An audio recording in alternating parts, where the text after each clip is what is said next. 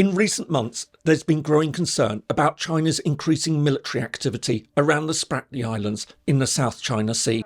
This came to international attention when a CNN news team witnessed the Chinese Air Force warning a US plane to leave international airspace.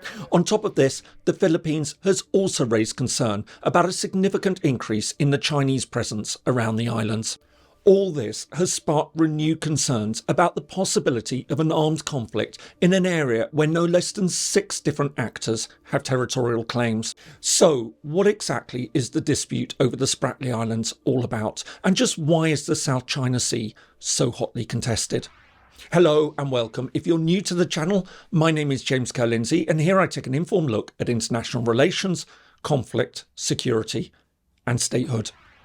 Around the world, there are many territorial disputes, but while we usually consider these issues as being about contested land borders, in fact, they mostly revolve around maritime boundaries. This involves competing claims over territorial waters and exclusive economic zones, areas states are entitled to use for fishing and mineral exploration. But sometimes the two issues come together. Most usually this happens when different countries contest islands. In such cases, control over a small territory can come with a significantly extended maritime and airspace rights over a large area. One of the best examples is the Spratly Islands. While the islands have been disputed for over a century, tensions have steadily grown over the past few decades as China has become more forceful with its claims. But it certainly isn't alone. Altogether, 6 parties claim the islands, either in whole or in part. As well as China, this includes Taiwan, Vietnam, the Philippines, Malaysia and Brunei. For this reason, many observers now believe that this may yet become the focus of a full-scale armed confrontation between China and many of its neighbours. The Spratly Islands lie in the South China Sea. Largely uninhabited, they comprise over 100 tiny islets, reefs and atolls, many of which are wholly or partially submerged. Indeed, at most 20 are considered significant. The largest of these is Aba, which is around 1.4 kilometres or just under a mile long and 400 metres or a quarter of a mile in width. But while the islands may be small, they cover a vast area of around 400,000 square kilometres or 160,000 square miles, and it's this that makes them so valuable militarily, economically and strategically. By claiming the territory, countries can control the territorial waters and undersea resources across much of the region. This includes control of one of the world's most important shipping lanes. In addition, it would grant access to significant fishing banks, and on top of this, there are believed to be oil and gas deposits around the islands. The island's history is believed to date back almost 2,000 years. Having been first discovered by Chinese fishermen, they were later mentioned in Imperial Chinese records. At that time, it appears that they were widely understood to be an extension of the Paracel Islands to their north, a collection of islands that form a separate dispute today between China, Taiwan and Vietnam. However, our story really starts with European encroachment into East Asia in the 16th century. Although the Portuguese are believed to have been the first European explorers to visit the islands, Spain formally claimed the territory, building a lighthouse to guide ships through the perilous waters. Then, in the 19th century, the islands began to be claimed by various other European colonial powers. For example, France saw them as part of its colonial holding in Indochina that makes up present-day Vietnam. However, this claim was never internationally recognised. Meanwhile, the territory was claimed by Britain. In doing so, it named them after a British sea captain who'd spotted them 30 years earlier. Then, during the Second World War, the territory was seized by Imperial Japan, and this lasted until its defeat in 1945. But it was in the period after the Second World War that the question of the sovereignty over the islands really began to become hotly contested. In 1947, the Republic of China, based on the island of Taiwan, published a map indicating that the Spratly Islands were part of Chinese territory. Likewise, the Communist People's Republic of China, established on the mainland in 1949, also claimed the islands as part of China. In the decade that followed, broader regional competition over the islands steadily grew. As well as the claims by the two Chinas, Vietnam and the Philippines, both of which were now independent states, also claimed sovereignty over the territory. And it was at this point that the issue started taking on a more dangerous and destabilising dimension as the various countries began establishing small military presences on the islands. This started in 1956 when Taiwan set up an outpost on Ituaba. Then, in the 1970s, Vietnam and the Philippines also created a foothold on parts of the islands. This took place against a backdrop of broader regional tensions. In 1974, Chinese and South Vietnamese naval forces clashed over the Paracel Islands, leaving over 70 dead. Meanwhile, in the early 1980s, two more countries entered the picture. The first was Malaysia, which claimed part of the territory in 1983. This was followed by Brunei, which claimed a section of the islands after it gained independence from Britain in 1984. By the late 1980s, the situation was becoming increasingly complex and tense. In 1988, violence finally erupted after China forcibly removed the now unified Vietnamese military presence in one of the parts of the islands, the so-called Battle of Johnson South Reef. After this, Beijing gradually tried to cement its control by launching an ambitious scheme to reclaim land around the reefs and atolls and create artificial islands. This came to international attention in 2013 when China dramatically increased its activities, reclaiming an estimated 13 square kilometres or 5 square miles of land over the next 3 years.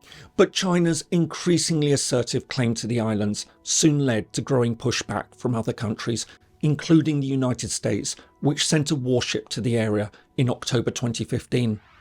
Despite the growing fears of an armed confrontation over the islands, the most significant development came from a very different direction. In 2013, the Philippines referred China's claims to the Permanent Court of Arbitration in The Hague, an international tribunal that had been set up in 1899 to help countries resolve disputes. According to Manila, Beijing had no right to claim sovereignty over the islands simply by virtue of history. Instead, any claim should be judged based on the UN Convention of the Law of the Sea, UNCLOS, the key international treaty governing maritime issues. Although China refused to participate in the proceedings and disputed the court's jurisdiction over the matter, the case went ahead as both countries were party to the convention.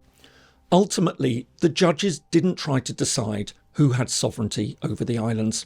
As land territories, they weren't subject to the convention. Nor did it try to determine how the maritime boundaries should be delineated. That would have to be decided once sovereignty over the different parts of the territory had been agreed upon. Instead, the question it faced was far more nuanced. It was asked to decide which states had a claim to rights within the waters and on what grounds. Did a historical relationship to the territory matter most, as China insisted, or should it be solely based on international law and principles set out under UNCLOS?